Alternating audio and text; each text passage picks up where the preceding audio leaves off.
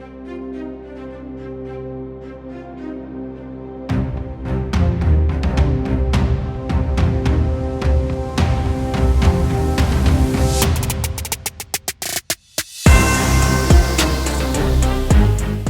for tuning in to the Football Talk Squadron. I'm Dutch. And I'm Maul.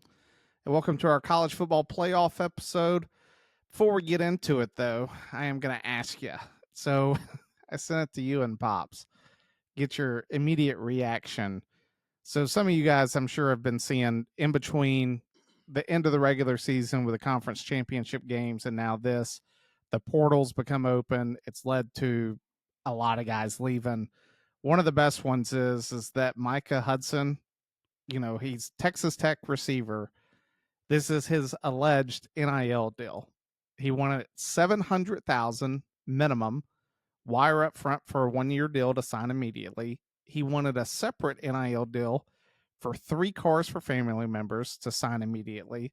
He wanted a personal driver with a Cadillac SUV for himself from spring practice through the end of the season. Family hotel and travel arrangements paid each game with up to 10 members to have travel, tickets, and costs paid for. Medical injury time off and playing after injury determined only by Mike and his family. This, and I just heard with Arnold signing the quarterback from Oklahoma that he did curb stop Bama. I'd argue his legs have always been better than his arm. Signed with Auburn, and they're saying the deal was between 2.5 and 3 million for 1 year. What's your thoughts? This is going to be like me speaking out of both sides of my mouth here. This is the NCAA's fault. All right? Like, period dot. Everything I'm about to say after this, it's their fault. Okay? But I can already hear like dudes like my dad and just like boomers out there. They're just like, these kids are out of control, blah, blah, blah.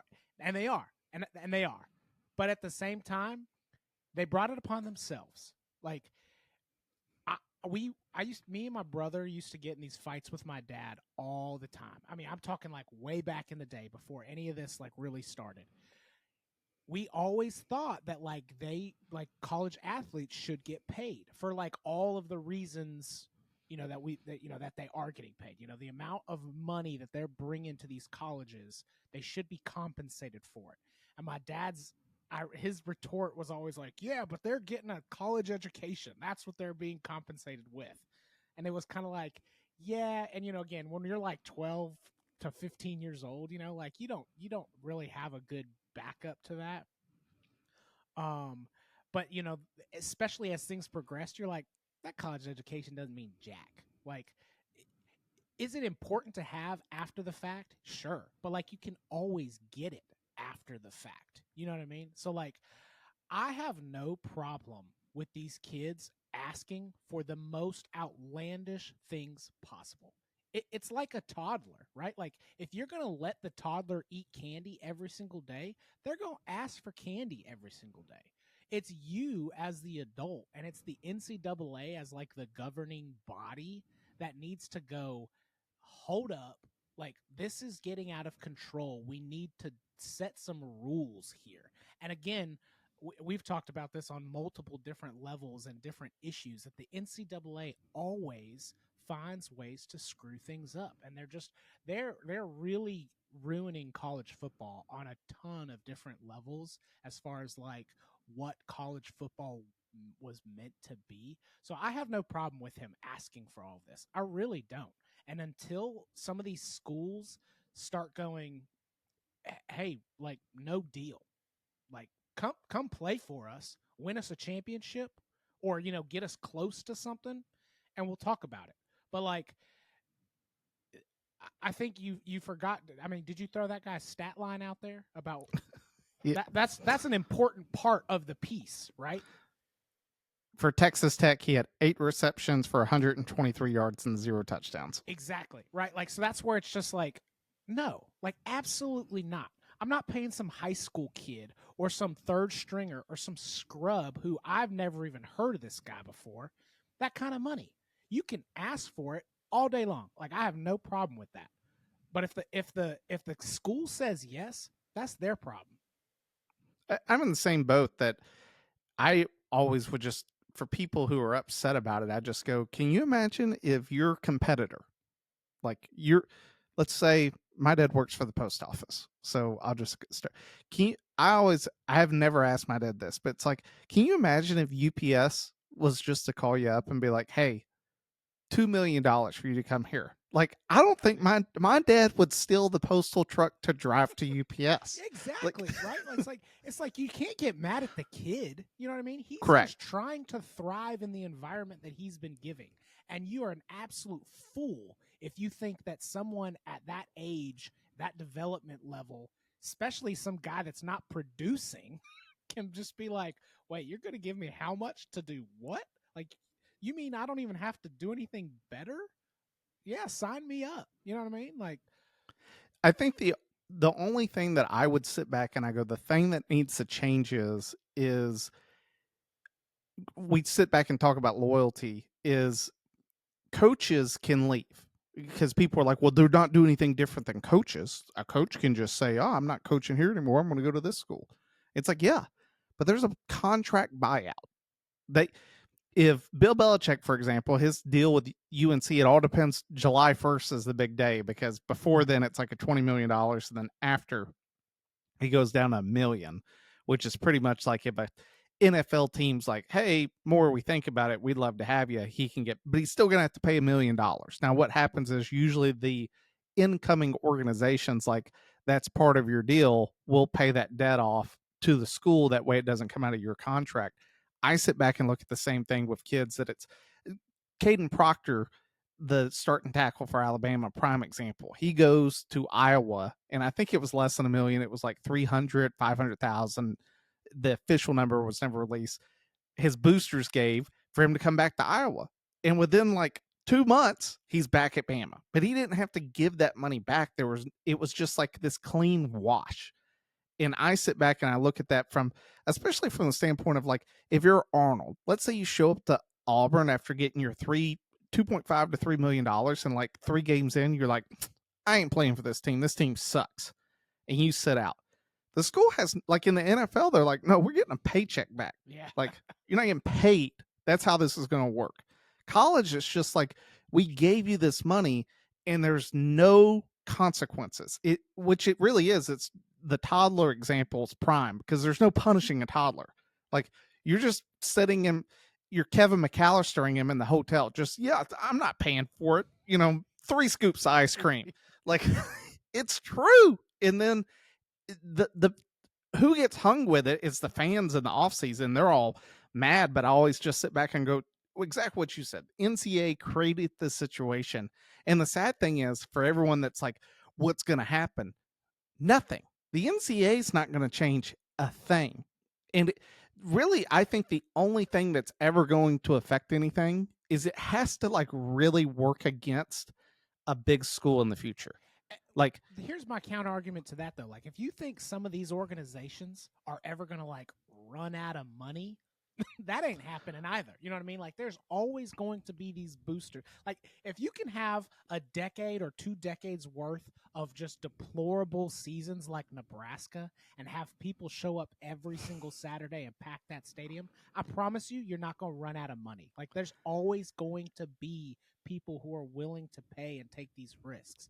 It's up to the governing organization, though, to start putting some limits on how those get implemented or something. And I'll be honest, I don't have a good answer. Like, the problem is not with the kids. The problem is the governing organization, because they're sitting back and going like, oh, well, this is a problem. And it's like, well, yeah, you let it happen. So you need to fix it.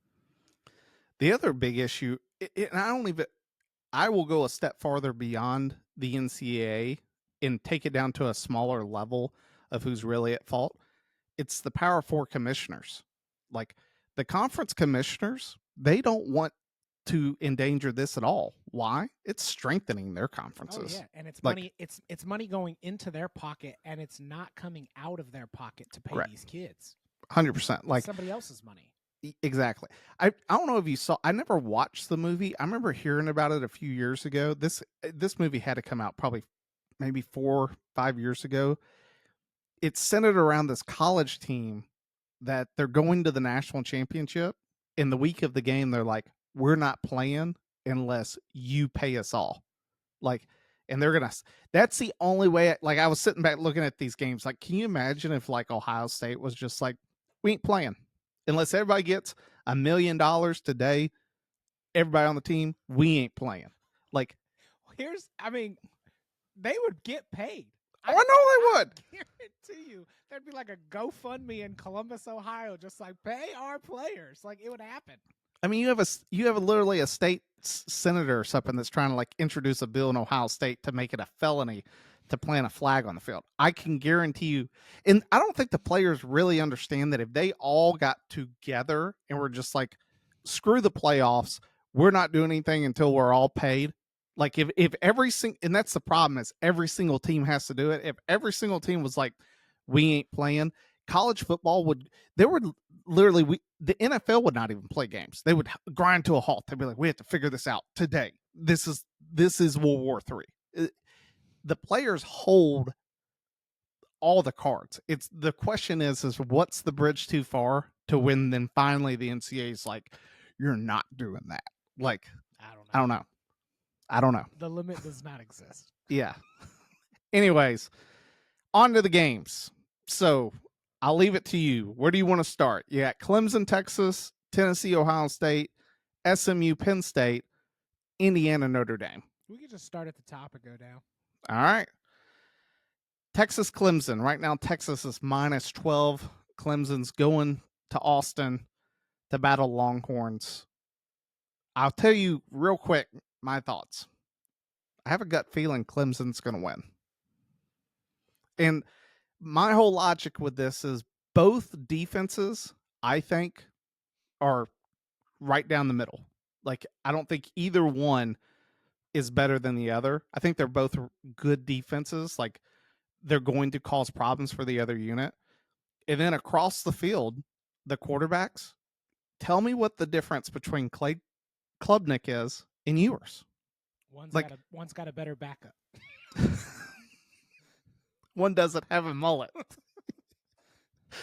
I agree, but that to me is like this whole game. It really has nothing to do with anyone else besides Klubnik and Ewers. Who plays better? Because whoever plays better, I think wins this game. This one's kind of tough. Personally, I think Texas wins. However, I think 12 or 12 and a half or whatever, I don't like that line because Clemson's defense, we've been saying it all year. Outside of that Georgia game, week 1, where they got schwacked, like even during that game, like Clemson's defense is good. Like it's the best part of that team for sure. Now, I think Texas's defense is pretty good too. So, like you said, like I think it's going to be pretty even keeled.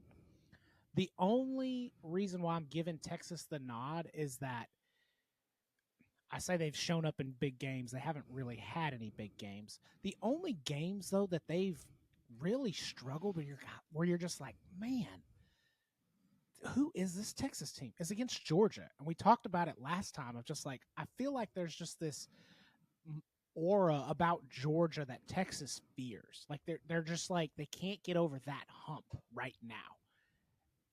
The other couple big games that they've played in, Michigan being one, which again, you could talk about like that, Michigan's not a good team, but they schwacked Michigan. Texas A&M on the scoreboard wasn't really super dominant, but like that game for all intents and purposes was never a threat to being lost once the game started. Like, and to do that in College Station was it was a good statement for Texas. They were a better team in that SEC championship. They, not like going into the game, I'm talking about like in the game. They won the game from like a stats and like how well they were playing type of environment. They just lost on the scoreboard, and that's all that matters. But like I do just think they are a better team than Clemson. I think Clemson is a fine team, and I think it's going to be a lot closer than 12 and a half. However, I still think Texas takes it. It all depends on how if Texas lets Clemson hang in the game, or if Clemson gets a head start. Because I feel like all the pressure, especially in the playoffs, it's always on like one team. especially this opening round. Like everyone's like Clemson shouldn't even be here. It's only because they won the ACC championship, and based upon how we build playoffs, they're in, even though they shouldn't be. And minus 12 points. Texas, has yet to win a playoff game. Yeah, they went and played Washington, almost came back on them last year. I get it. It's at home. This is just, to me, Clemson's done this before. They have guys that have played in the playoffs. They've had guys that have won a playoff game. Like Dabo knows how to win 2 national championships against Saban. They have the ability, if they come out like I think Clemson will come out fired up. Clemson's not coming in there to lose. So it will just be interesting to me to see if Texas gets popped in the mouth, because no one outside of Georgia has been able to do that to them. That if Clemson was to get down or get up 14 over Texas, like what Texas team do you see? Like, do we have to have the fans throw trash on the field again for you to be able to come back? What happens? Like you said, I mean, Texas's offense is not scary by any stretch of the imagination. They've put up good points on teams not named Georgia, so that's really what it is. I think because Clemson's not named Georgia, like they are at risk, because if Clemson does come out and get up on them quick, Texas's offense is not. At least they haven't shown that they're built to really overcome stuff from that, unless all of a sudden Sark finally realizes what we've all realized and puts Arch in there. Like they're gonna struggle. Yeah, we'll see. And the winner of that's going to face Arizona State. We'll get into that game based upon. I will say I pity whoever has to go play them, because I feel like everyone's like, oh, this is the easiest path to get into the Final Four.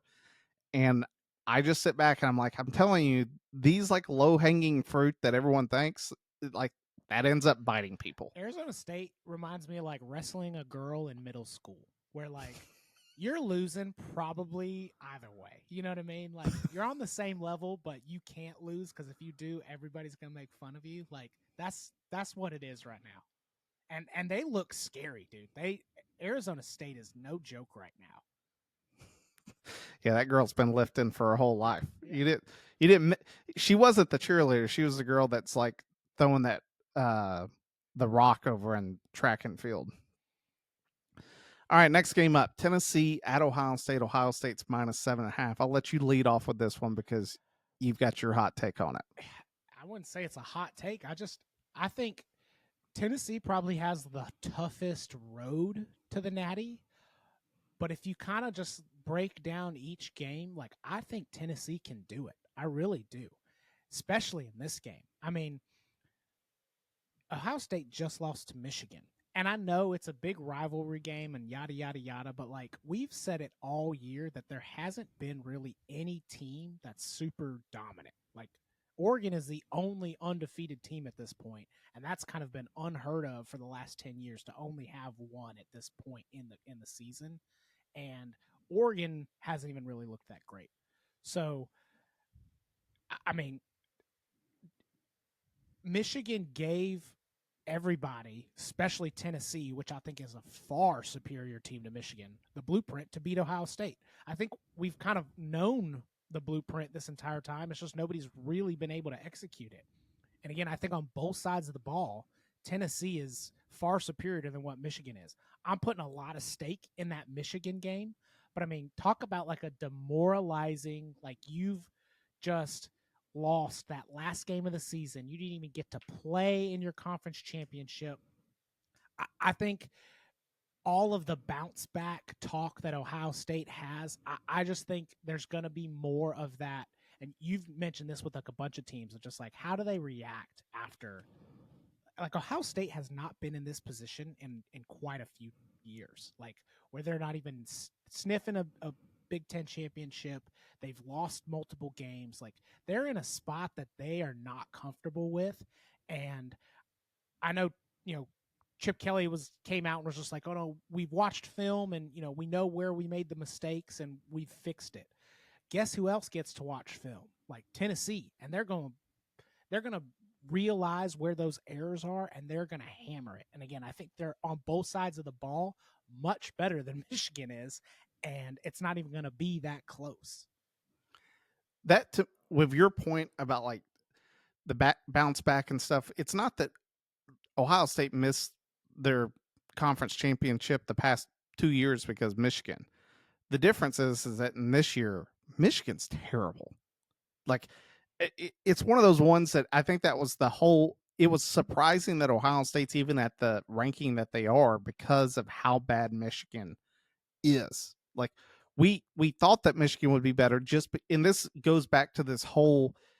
It's unlike the NFL. You cannot look at teams based upon the prior year success because in college there's just so much turnover. It's a completely different team. This team, the Michigan team, did not have a quarterback all year. They had a walk-on playing at Ohio State, throws a pick in the red zone. They get stopped on another red zone play. You think about all the time they had to have a pick six to really just be in the game, and they somehow won. And you sit back and I'm in agreement with you from the standpoint of Tennessee. Tennessee's watching the film going, we can beat these guys. Like, if you don't believe that you can, then you ain't watching the film. The question for Tennessee is, I look at Nico, and he's better than Milton is. Milton just had a cannon. But the problem with that cannon was it was like a Civil War cannon. It was like, dude, you just shot it, and it was like, it may hit those guys over there, may not. Yeah, it's terrifying, but most of the time it misses. Hendon Hooker was really good. Like, I think about that Bama game, could not miss on the deep ball. Could not miss. Nico is like a in between. There's times where he hits, and there's times where he looks like Milton. If he comes in, if Tennessee can hit the deep ball against Ohio State, they win. If they can't connect, they lose. That's my going in argument with this game. I would also like to throw out there, I know it's in Ohio State, but like Tennessee fans, that's not that far. And it's over 50% of the tickets so far have been sold to Tennessee. That's what I'm saying. Like, Tennessee fans are traveling. The only thing, honestly, that I think could bite Tennessee is that they show up laxed. Like, they show up thinking, these dudes just lost to Michigan. We're going to wipe the floors with these guys. And I think they can, but if they show up thinking that's where, like, they're going to maybe get surprised. But if they show up thinking, like, hey, we're the underdogs, we really got to show up, and they come out firing on all cylinders, dude, I don't think Ohio State stands a chance. Everybody talks about how their defense is all this, that. Dude, Michigan took all of that away, and Tennessee's offense is much better. And Ohio State's offense is even less scary than Texas's offense that I just talked about. And Tennessee's defense is way better. So, like, I think they're outmatched on both sides of the ball. And Ryan Day's going to be coach. I mean, he's scared at this point because he thinks he's coaching for his job, because I think he is. So there's no telling what headspace he's in right now. Yeah. I've heard too many conflicting reports of whether or not he's coaching for his job. In my opinion, he should be. You just face your biggest. I look at it just like the Iron Bowl, like Alabama, Auburn. I don't care how bad Auburn is. Like with Hugh Freeze last year, if he had beat Bama, saves your job. Like, you beat this school, we'll keep paying you. You can lose every game, but if you beat Bama every year, like, dude can't miss. Yeah, probably gonna stay on as a coach. People are gonna actually be upset. And what gets guys fired is not beating Bama. It's the same thing. Like, you look, Ohio State paid $20 million to the kids on their roster this year to be there, and they couldn't beat a Michigan team with a walk-on quarterback. Like, missing their best offensive and defensive player, couldn't beat them. And they haven't beat them for the last 4 years. Like, I just sit back and I go, yeah, like, you are in danger. If Tennessee sells out Ohio State Stadium and they come in there, and especially if it's something like 35-10 Tennessee, dude, I don't know, all the money that they're giving the Ohio State kids, they will happily spend to buy him out of his contract and say, dude, see ya. There's already reports that Vrabel would be the replacement because he's an Ohio State guy. So we'll see. It's out there. Next game up, SMU Penn State. Penn State's -8.5. What's the odds that SMU can come in and pull the upset? I don't. I this one's tough. I'm sitting here stumbling over my words. It's a little bit of recency bias, as kind of most of these games are. Because I'll give Penn State more credit than I was giving them. They hung in there with Oregon. Again, it never really felt like they were like Oregon was in jeopardy of losing the game. It felt more dominant, like Oregon was just winning. But then you kind of keep looking at the scoreboard and you're like, man, they're doing a lot better than I was going to give them credit for. So I don't know. Especially because SMU is just kind of proven on a couple different levels that they're definitely beatable and you don't have to play the most amazing game.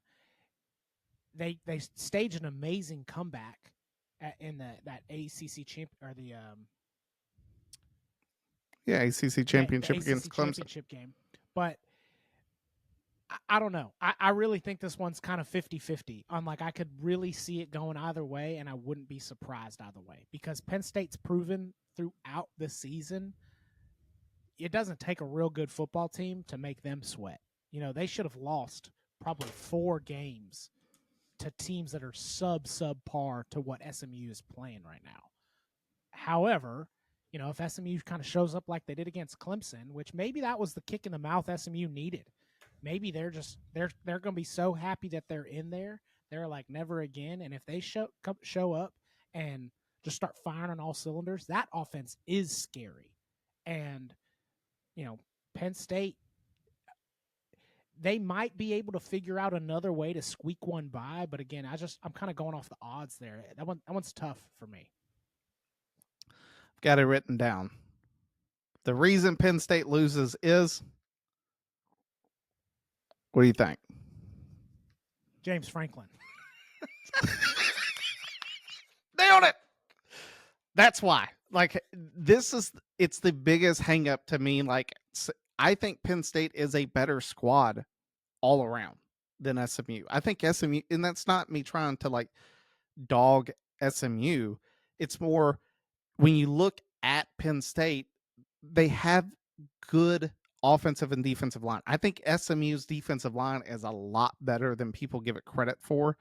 They shut down Clemson in the second half. If it wasn't for that kickoff being returned there at the very end of the game, almost to the 40, and allowing them to get in a position to really hit a kick that no college kicker ever makes, I wouldn't have wanted to play SMU in the overtime. SMU was probably going to win the game in the overtime. But from the standpoint of you look at Penn State and where they have never been able to win the big game. Like Franklin's entire, now you can go into bowl games and I think he gets a pass in bowl games because it's like bowl games you just never know. Like the team's not playing for a natty. It is Penn State's natty because they can't ever go. I just sit back and that's my biggest reservation with the game is how does Franklin somehow mess this up? Because that will be the storyline. Like if Penn State loses, it's going to be yet again something that Franklin did that everyone's like, what are we doing? Like, I also hope SMU wins just for the fact of like, we need to take all this bias and like, oh, I think a team is better just because of the conference stuff out of it. And with SMU losing to Clemson, there was a lot of discussion about like they're out of the playoffs now and they shouldn't be in the playoffs. And you could make an argument both ways. But there was never a discussion at any point, was Penn State worthy or not? You know what I mean? Like Penn State was always in, kind of like Tennessee. Like they weren't playing in Penn State was playing in the championship game, but kind of like win or lose didn't matter. They were in. They were sitting in a good spot. And anytime there was really just no debating it. Like it was just like, yeah, that's a given spot that's taken. Now we got to figure out the rest. So for this idea and that we've been harping on, especially me all year long about like, it doesn't matter what you think, especially from the committee. Like I bet you as the committee also thought Alabama was better than Vanderbilt. You know what I mean? Like, sorry to bring that up, but it's just I hope that SMU wins just to try to put to bed this, like, it doesn't matter if they're in a different conference or what conference they're playing in. Like, it doesn't matter who you think is the better team. Like, if you there's so many people out there that were like, we don't want to see Boise State and SMU, like, blah blah blah. Doesn't matter. Like, they earned the spot to get here, and I hope they win just to show, oh, I'm sorry, Penn State, you were playing in the Big Ten championship. Our lonely ACC loser came out and whooped you. You know what I mean? Like, it doesn't matter the conference. So I hope SMU wins for that reason, and I'm going to pick SMU. I went on the record multiple times before the playoff was ever announced and said, Bama shouldn't be in. So I don't. The Vanderbilt spear doesn't. Vanderbilt already stung me once. You ain't gonna sting me again. I had to sit through that whole game, and I remember sitting at half, and my dad was like, "Dude, Bama's gonna come back." I'm like, "No, they're not." I was like, "I'm watching this, telling you right now, they can't. They have no answers. Like, Vanderbilt wasn't doing anything special that game. It was just they were running the exact same play over and over again, and Bama kept staying in a nickel defense and just had no response for it. It was just like Bama just expected their pure talent to win out, which is hilarious because when you sort of think about it, that's what Bama fans were arguing as the reason they should get in. Well, our pure talent is the reason that the 3 losses we have should put us into the playoffs. The fact that it means more we play in the SEC, all those like different arguments is why people wanted them in. But I also sit back and go, dude, from the standpoint of did you earn it? There was no doubt that, yes, SMU lost to Clemson and BYU, but they didn't lose that terrible Oklahoma team 24-3, and they didn't lose to Vanderbilt. Like, and the problem though is, like, and you can't fault people, it's because the committee has done that before. Like, they've done that where they just look at a team and go, well, based on just talent alone, we think that team's better. Like, that is just the most outlandish, wild thing when it comes to sports. Like, I can't even, like, it boggles my mind that people still think that way, that it matters, that just because you or one other guy said something, that it somehow matters or plays an impact on the game, because it just doesn't. They did it this year. Like, we haven't even talked about the rankings just because we were talking more about the games. Like, let's think about it. Clemson, SMU is at 11. Clemson, the team that beat them, was still ranked at like 16 or whatever, but they're the 12th seed. And I just sit back and I'm like, hold on. Like, at some point we have to be like, look, they just played one another. And sorry, I'm hitting my computer. I'm fired up. Told you, nothing but hate this episode. It makes me so mad to like sit back and like no one questioned that. Like, there was no one on ESPN like, wait, why is Clemson not above SMU in the rankings? Like, SMU should be going to Texas. Clemson should be going to Penn State. Why? They beat SMU. Why are you ranked higher than us? And it's because they wanted to create Bama didn't get in. I think it's a whole thing of we should expand the playoffs. Like, we need more teams because, this is the issue we have with 12. They wanted to create some arguments of doing away with conference champions, getting automatic bins in. I've heard people give this argument because whoever in the perfect argument is who they're going to go play. People are like, well, they're going to go play Boise State. And everyone's like, well, Boise State does not deserve a number 3 seed. And I get sort of tickled by that when you think about it in the context of, I would love to ask it like the SEC commissioner, do all teams have an equal chance to get to the playoffs before the season begins? Yes or no? In Division I, just to see what his answer would be. I'm sure it would be some politician's answer, but the correct answer is yes. We're all Division I teams. Okay. So what's the problem with Boise State being at 3 again? Like, they didn't play these teams. It's like, well, they played Oregon and they lost by 3 points. Like, the only team to do that any better was Ohio State. They only lost by 1. Like, they gave them, Genty still went off that game, had like close to 200 yards rushing. They gave Oregon all they wanted to handle. And people were mad about them being at 3. Like, I hope Boise I don't think it's going to happen. I hope they if it was the playoffs that you could like hand me in a basket, the national championship would be Boise State versus Arizona State, just to watch people lose their minds. I would love it. Oh yeah, I'd be here for it. And then it ends with a hook and lateral, to win the game. It'd be nuts. But I sit back and the playoff rankings, and then like the team we're about to talk about, Indiana. It's like no one also like they sat back and talked about strength of schedule and all these things, but it's like everyone was just closing their eyes. And I hate it because ESPN, it's like comical. They never like pin these. It's never like a journalist, like really like no, you're going to answer the question I just asked you. You didn't answer it. Like I remember they asked Manuel, think about this. He's the athletic director for Michigan. And he's one of the 13 members that vote. And we all have to sit around and be like, yeah, man, this dude watched all these teams all year long. He knows all these teams. BS. We've said it. Yeah, we've said it ourselves. I am not an athletic director. My wife yells at me all the time for how much I watch these games. And you think that this dude is running the University of Michigan's athletic program, and on the day that they played Ohio State and players were getting maced, that he then went and turned on other games to like determine like how those teams went? No, like he looked at the box score Sunday morning. And so, and the funniest thing, it was like a nonchalant thing. Reese Davis was like, "What was the vote? Like, how close was the vote?" And he was like, "I don't know." And you could tell Reese was like, "What do you mean?" He's like, I didn't see the vote." And you're just like, that's like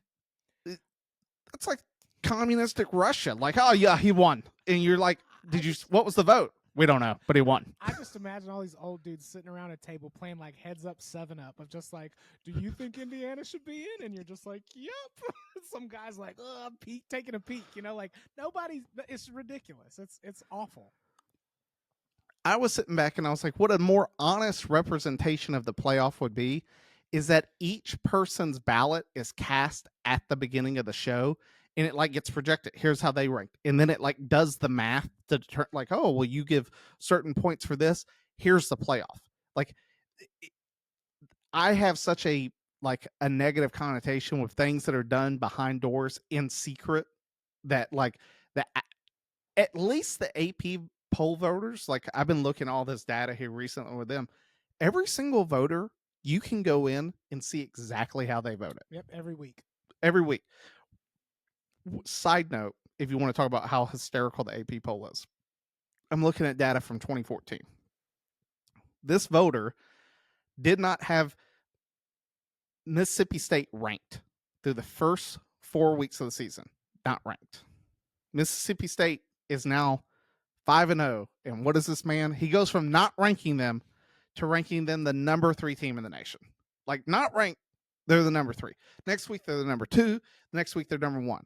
Like mind blowing. Like the first, it more just talks about like the convoluted like idea that every single year of college football, and it's I can't think of another sport that it's completely subjective. Like from the beginning of the AP poll in 1933 to 1997, the last year that AP voters decided the national champion. And even when you get into the BCS, we talked about this. Like for those of you who don't know, the BCS like didn't take in, like they didn't have a formula like based it on wins, like how much rushing, stats, how many points scored. All it did was it took the AP poll and 2 other polls, they divided them by 0.33 each, and that's the score that they got. Like all it did was took more people's opinions and made a poll out of it. And then you look at the CFP, it's exactly the same thing, except instead of probably 80 people deciding, now we're like, 13 can figure it out. That's like the number. Which I sit back and I'm like, well, why is the AP poll not doing that? Well, that's why people are like, we got to bring the BCS back because like it doesn't take these subjective things into account. BS. If anything, it's worse. Because that guy that's just randomly voting because he's some homer for whatever team, or the guy that's not even watching it and doesn't have Mississippi State ranked, and all of a sudden he's just like, yeah, number 3 team in the nation. Like those are the exact calculations that go into the BCS. So if you think some computer is going to like solve dumb human input. Like, it's not. Like, that's just what happens. So, I mean, again, like like you said, the subjectiveness is outside of like gymnastics. You know what I mean? Like, it's ridiculous. Like, and we talked about this at the beginning of the season with the whole like Georgia could lose 3 games this year and still make the playoffs. Like, that's played out almost to perfection because of how bad everybody was this year. But this subjective, like, because I would make the argument to you when you said you're going to go ask the SEC commissioner, like, does everybody have an equal shot? He might say yes, and in theory, it might be yes, but we know for a fact that is not true. Not true whatsoever. Well, you saw it from when he argued for Bama to get in. Is that, well, we should be in over SMU because we played a tougher schedule. And they're like, well, what about your 3 losses? He's like, well, it's about a tougher schedule. And it's like, at some point, there's a break even. Like, now the committee, like I said, they got it corrected, and we were laughing in the chat. Holly, it made me, I told her, she was like, are you excited to watch Army Navy play? And I was like, no, not really. And she's like, why? I was like, because it's just the fullback dive, and who can ever tackle it the most wins. Like, it's not good football. Like, I get tickled because all that the commentators are able to do is they're like, this dude is going to go serve his nation. Like, that's the best thing they can say, because at the end of the day, it's like, he wouldn't really make it anywhere else. Did you watch the game, though? Oh, I did. Like, Navy, it was a pretty good game.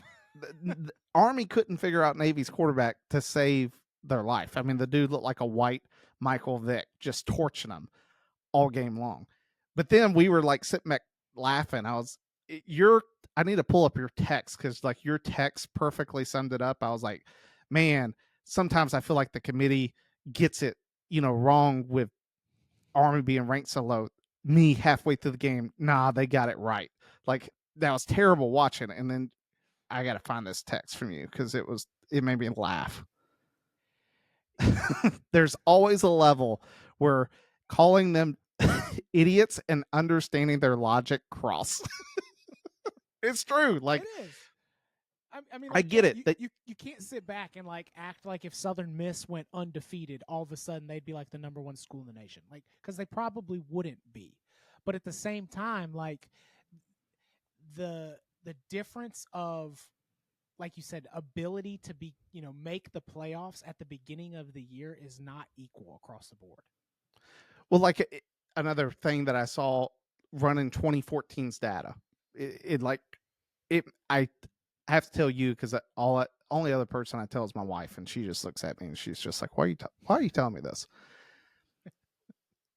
Marshall, of which, side note, hilarious. I think that like is exactly what we were sort of talking about, of like, their situation's different. It's not that they want it to be paid. It's like, our coach that we loved that won the conference championship game, you were like, see ya. So we said, see ya. Y'all find another way to play this bowl game, because we ain't playing. Which they'll be lucky if they can dress out a full squad next year if the whole team leaves. Anyways, in 2014, Marshall goes 11-0. 11-0. And they are finally ranked. And they're only ranked, it's sort of like Army. They were ranked at like 18. The very next week they lost. They were immediately knocked out of the top 25. Everyone's like, not ranked. But then you have Oklahoma that loses 4 games. And in 4 games, people are still like, I still feel like they're the 20th best team in the country. And that to me is like, if I get you may play tougher opponents, but at some point, you losing games, like the idea that it's like, well, Marshall would have never beat the opponents that we lost to, so thus we're better than them. It's like, well, you don't know, because they didn't play. Like, sorry. Exactly. Like, I hate that. Speaking of your wife, like, that's what it feels like. I mean, it feels like my wife is sitting around just going like, Marshall, never heard of them. Oklahoma, yeah, I've heard of them. Let's rank them. Like, that's what it feels like. Speaking of, my favorite meme out of that whole thing was, it said, Marshall is foregoing the Independence Bowl, and like Florida State put in a bid to be the team, and it was like an Independence Bowl declined. Like, we just won't have a bowl game this year. Yeah, like, nah, not worth it. Final game after we get off our rant. Indiana, Notre Dame. Notre Dame -7. Personally, I feel like the Texas line should be the Notre Dame line, because I watched how Ohio State, Indiana did not have an answer for Ohio State's defense, and I'm with you now after watching Notre, as much hate as I give them after losing NIU. In the playoffs, Notre Dame has the best defense of all the playoff teams. And I don't think it's close. I think Notre Dame by far has the best defense. It's really what does Leonard do on offense? Can they figure it out offensively? Because if Notre Dame can come out and put up 24 to 30 points a game, Notre Dame's going to win the national championship because of the defense. Dude, so I'm with you on that. Like, honestly, I did say I thought Tennessee was my dark horse to win, but my front runner is Notre Dame. And again, I don't like saying that just as much as you don't like hearing it, but we talked about the defense. And to be honest, the fact that nobody else's defense is even close leads me to believe that they're just going to straight bully ball everybody because they've got a good run game. I mean, you talked about it. Leonard is kind of like their weakest link. And if he can just show up and not have to win games because they're just going to bully everybody else because nobody else's defense can hold water, like that's a great position to be in for Notre Dame. Starting out with Indiana, I think, again, it's going to be one of those like, hey, they know they can bully these dudes. And that's going to give them a ton of confidence if they pull it out to go into Georgia. And I don't know what's truth and what's not at this point, but like if Beck is not playing, as much as we like to give Beck grief, like that backup wasn't any better. He was a better runner, but like that's only going to go so far. And again, if you're playing a heck of a defense in Notre Dame, like, dude, Notre Dame has got, again, they're my front runner at this point. Indiana has, if they get into the same match that they got into Ohio State, where it's just like we're getting behind the chains because we can't run, which to me is the lethal combination of playing a good defense. If you get 3rd and 7 or more, they're just going to pin back and come. Like they're going to get after the quarterback, and that's not how Indiana has been so successful. They've always big shot plays, getting 2nd and 1, and that's the time that you take your deep shots. You're able to open up the playbook. But when you're getting behind in the down and distance, it puts you at a disadvantage. And Ohio State took advantage of it. Indiana had no answer, which I sit back and I look at Notre Dame's schedule. Outside of the USC game was close. People forget that USC had the ball with a chance to go up and pick 6, followed by an immediate other pick 6 for almost 100 yards each.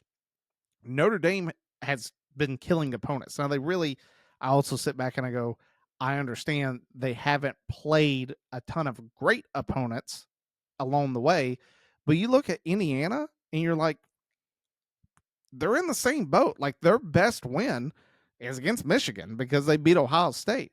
But outside of that, like I get that they torched Purdue immediately following that 66-0. The Michigan game was 20-15.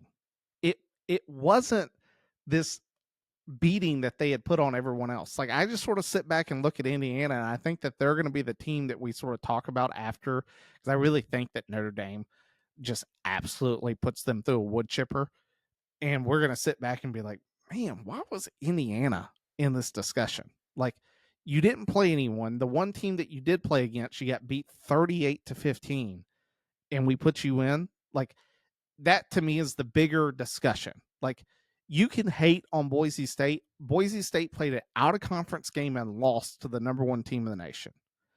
Indiana played in their own conference and they couldn't get past Ohio State, who also couldn't get past Michigan. Neither one of them made it. Like, which just furthers the stance of the only way that all of these problems get solved is if you make everybody play everybody. And I get it. That's not going to work, but like, no, your solution is correct. It's the only your solution of drawing circles, and whoever the 2 teams, you don't have a conference championship game. The 2 teams that would have played in the conference champion from your number 1 and your number 2 team in the conference, and if you have to have a play-in game, like there's 2 guys tied for the number 2, y'all can do that. But outside of that, the number 1 and number 2 teams from each of the 12 conferences, they go to a 2014 playoff. I think that that's the best thing that you've ever said in here. In every single week it goes by, it makes more and more sense. That I just go, at the end of the day, you can't complain. It's like, because some schools are going to play literally what we've been talking about. It's like you're going to have Ole Miss and their conference, their next hardest opponent. It's like Louisiana Lafayette, and it's like, guess what? If you lost, sorry, you ain't going. Like, easy.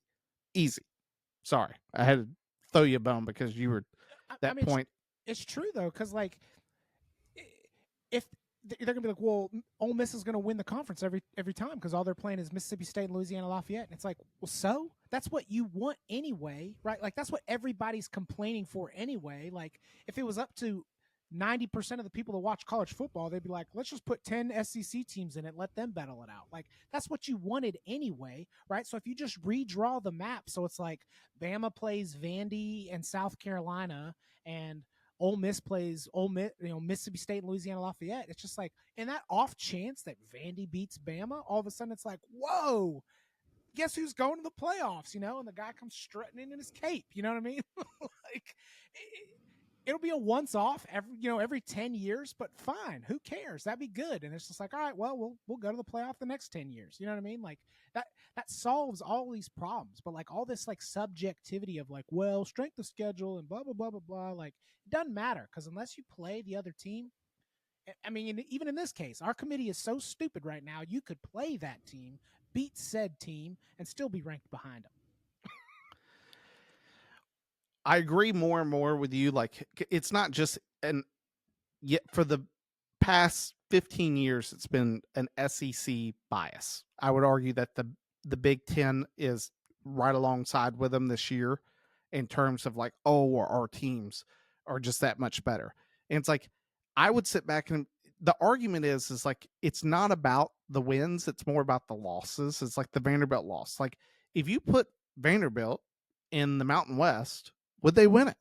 Would they be the favorite? No chance. No. Like, no one's going to vote them the favorite in that conference. Like, if Vanderbilt had to go play in the AAC with Army and Navy, would they be the favorite in that? And I'd argue, no. Like, but it's humorous because we act like, oh, playing all these teams in the SEC, it just means more. And it's like, at some point, that logic I get. If your schedule was the 1985 Bears, Georgia, Texas, Alabama, Tennessee, followed by the 07 New England Patriots, and then Patrick Mahomes with the best Chiefs squad ever, then you know what? It does mean more. Your strength of schedule trumps anything else. But even for Texas, like, you sit back and look at them and you go, look, you lost to Georgia twice. Who'd you beat? Like, you beat A&M. It is a good win.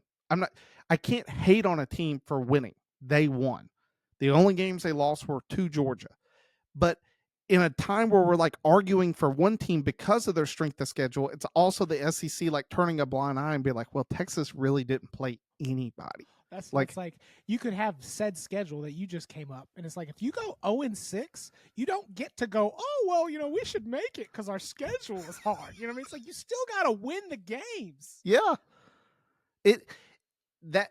It's why we all said that this playoff was going to be a mess. And it's just because at the end of the day, the NCAA does not, unless you are Marshall or Southern Miss or one of these lower tier schools, a loss in one of those conferences is a death penalty. You lose to Charlotte, you're done. Like, no question, you're not making it. But as an SEC school, just as we started off the year, it was like Georgia, it didn't even say who. It was just like, you could lose 3 games, you're going to be in it. And it's like that mentality going into a season where one team has to be perfect. The other team, you can afford 3 losses because you play in the SEC. That's the problem with the playoffs. Oh, and that's what I was talking about. You can gerrymander the circles however you want to make it where it's like you give 2 solid historical programs, right? Put Georgia and Alabama in the same, conference. Who cares? Then you fill it with mediocre and sub-tier teams, right? Like you got Marshall, you got Georgia State. Yeah, Georgia, you can gerrymander the circles however you want, but you would get like two elite top tier teams that we think should go every year, and then fill it with the rest, and then you just play everybody in that conference, because then there's no discussion. There's no this like, oh well, I had to play a tougher conference. Like, no, you didn't. We set this up so that everybody's kind of playing some mediocre, some bad, some good, and at the end of the day, like that's how every other sport operates. Yeah. Can't say any better. Who do you have? You've got Notre Dame killing them as well. And then killing to me, yeah, like I think it's who knows more than 10. Yeah, I do. It's going to be double digits. And whoever wins plays Georgia. And that to me is where I feel like is one of these like understated things, is that did they win the game? Yes. I think just as you stated with talking about Texas was the better team. Like if you want to talk about eye test, the eye test said Texas was better in all facets. It's just at the end of the game, the scoreboard didn't represent Texas not being able to, if they had just changed a few different things here and there, make 2 field goals, be able to score in the first half, it should have been 28-3 going in the half. Like, yeah, no kidding. Carson Beck's injury, like, don't get me wrong, the kid came in and played well.